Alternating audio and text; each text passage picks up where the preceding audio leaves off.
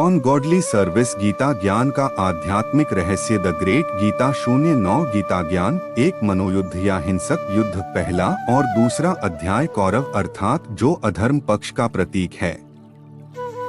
धृतराष्ट्र अर्थात जो राजस्ता बाहुबल या भूमिबल के अहंकार से युक्त हैं।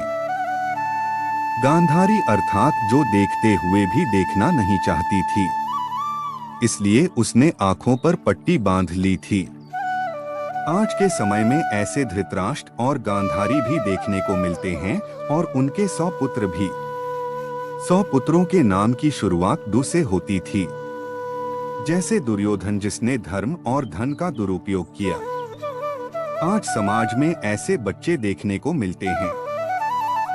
दुःशासन जिसके जीवन में अनुशासन नाम की चीज ही न हो, ऐसे दुःशासन भी आज समाज में देखने को मिलते हैं।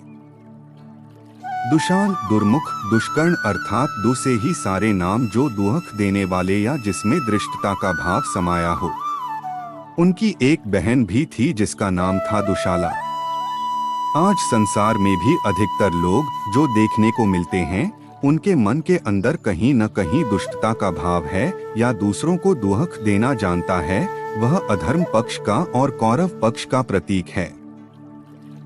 इतना ही नहीं, जैसे दुर्योधन ने कहा था धर्म क्या है, मैं जानता हूँ। अधर्म क्या है उसे भी मैं जानता हूँ, परंतु धर्म के मार्ग पर चलने की शक्ति मुझ में नहीं है और अधर्म को मैं छोड़ना नहीं चाहता, क्योंकि जीवन में कमजोरी आ गई है। उसी को कहा जाता है कि अधर्म पक्ष के प्रतीक या ये कौरव पक्ष में रहने वाले कौरवी संप्रदाय हैं। आज विश्व जब महाविनाश के कगार पर खड़ा है, यह वही कुरुक्षेत्र वाली स्थिति है। ऐसे समय पर मानव जाति को इस संघर्ष में गीता ज्ञान की आवश्यकता है। यह वही महाभारत वाली स्थिति पुनः हम सबके सम्मुख आकर खड़ी हो गई है। यही कारण है कि गीता का जन्म कुरुक्षेत्र के महासंघर्ष के बीच में दिखाया गया है।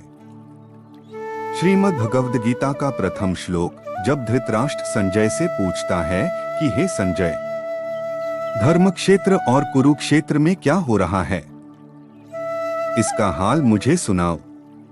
ये नहीं कहा कि कुरुक्षेत्र और धर्मक्षेत्र में क्या हो रहा है। नहीं, धर्मक्षेत्र और कुरुक्षेत्र अर्थात जहां वे सभी इकट्ठे हुए हैं जो धर्म का आचरण करना नहीं जानते हैं, ऐसा धर्मक्षेत्र। ये जीवन ही एक धर्मक्षेत्र है जहां इंसान को नित्य धर्म को आचरण में लाना चाहिए। जब वह नहीं ला सकता है, तब यही कुरुक्षेत्र बन जाता है, अर्थात युद्ध करने का स्थान बन जाता है। जहां एक तरफ दैवी संस्कार हैं, तो दूसरी तरफ आसुरी संस्कार हैं। एक तरफ सद्गुण है तो दूसरी तरफ दुर्गुण है। ये सद्गुण और दुर्गुण के बीच, दैवी और आसुरी संस्कार के बीच का युद्ध है। उसका हाल मुझे सुनाओ कि वहां पर क्या हो रहा है। कुरुक्षेत्र केवल हरियाणा प्रदेश का मैदान नहीं है। कुरुक्षेत्र का मैदान तो आज भी वहां पर है, लेकिन उस मैदान को देखते हुए अंदर में ये विचार आता है कि आक्षोणी सेना यहाँ खड़ी कैसे हुई होगी।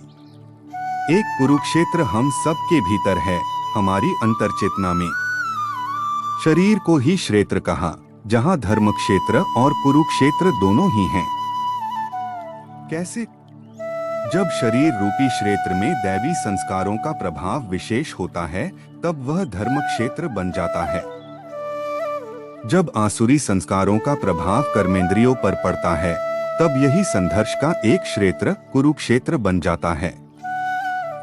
पंच महाभूत अहंकार युक्त मन और बुद्धि, 10 इंद्रियां विशेष शब्द स्पर्श रूप रस और गंध और इच्छा, द्वेष सुख दुख संघात तथा जीवन के लक्षण, इन सबको कर्म का क्षेत्र कहा जाता है।